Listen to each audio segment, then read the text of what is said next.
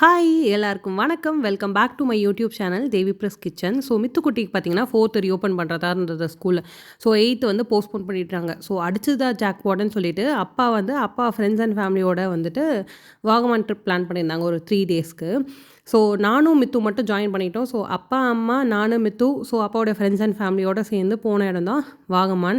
நம்ம சென்னையில் அடிக்கிற வெயிலுக்கு ஒரு 2-3 டேஸ் நல்லா சொகமாக இருந்துச்சுங்க. செம்மையாக இருந்துச்சு. நாங்கள் போன டைமில் தான் ஆரஞ்ச் அலர்ட், ரெட் அலர்ட்லாம் சொன்னாங்க. பட் அந்த அளவுக்குலாம் எதுவும்லாம் இல்லை. ஸோ தேங்க் காட் சூப்பராக என்ஜாய் பண்ணிட்டு வந்தோம். ஸோ மலைக்கு ஏறுற வழியில் பார்த்திங்கன்னா ஒரு அருவி, அந்த பக்கம் பார்த்திங்கன்னா டீ எஸ்டேட் ப்ளஸ் மிஸ்ட் வேறு லெவலில் இருந்துச்சு. மித்து வேறு லெவலில் என்ஜாய் பண்ணான். ஹாலிடே ஹோம் ஒர்க் தான் பண்ணலை. பட் அவன் கம்ப்ளீட்டாக என்ஜாய் பண்ணான்.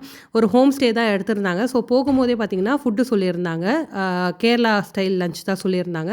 ஸோ போனதும் நல்லா கூட்டு, அவியல், ஃபிஷ் ஃப்ரை எல்லாம் சாப்பிட்டோம். சூப்பராக இருந்துச்சு. ஹோம் ஸ்டேவும் செம்மையாக இருந்துச்சு. அன்றைக்கி ஈவினிங் ஒரே ஒரு ஸ்பாட் தான் எங்களால் கவர் பண்ண முடிஞ்சுது.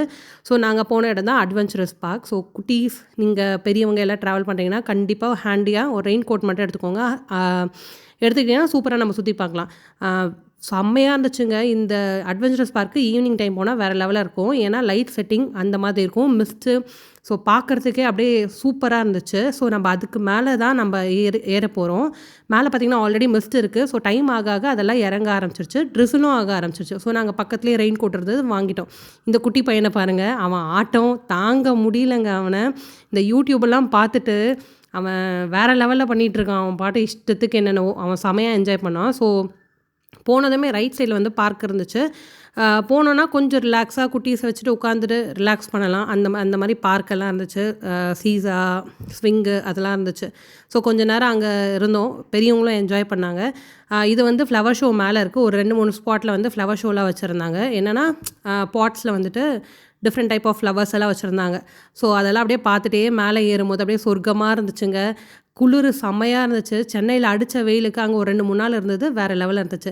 இங்கே இந்த குட்டியாக லோட்டஸ் மாதிரி சூப்பராக இருந்துச்சு லைட் செட்டிங்கோட.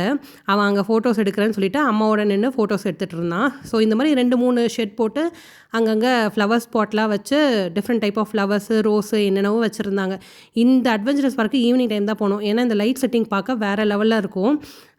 நீங்கள் இந்த ஸ்பாட்டை பார்த்தாலே தெரியும், சூப்பராக இருந்தது. ஸோ மேலே போனதும் ஐ லவ் வாகமான் இருக்கும். அந்த இடம் வந்துட்டு ஃபோட்டோஸ் எடுக்க சூப்பராக இருந்துச்சு. மிஸ்ட்டு இறங்கி வேறு மாதிரி இருந்துச்சு. யாராவது வாகமான் போயிட்டு இந்த எக்ஸ்பீரியன்ஸ் இருந்தால் கண்டிப்பாக ஷேர் பண்ணுங்கள். உங்களை அடுத்த வீடியோவில் பார்க்குறேன். அது வரைக்கும் நன்றி.